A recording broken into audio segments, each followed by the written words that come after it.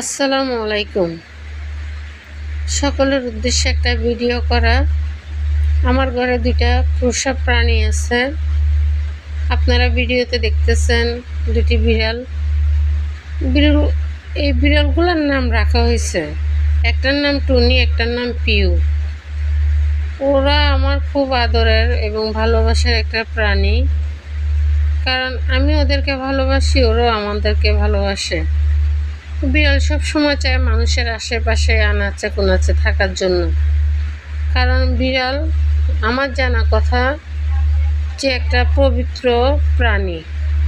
বিড়াল অপবিত্র না, কারণ বিড়ালের অনেক কাহিনী আছে। আমি আশা করব সবার ঘরে একটা বিড়াল পালন করেন, সবার ঘরে একটা বিড়াল থাকা উচিত, কারণ বিড়াল খুবই মায়াবী, খুব লক্ষ্মী একটা।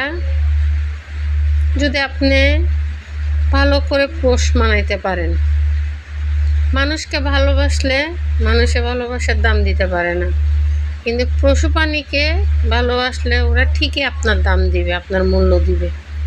এটাই প্রকৃতির নিয়ম।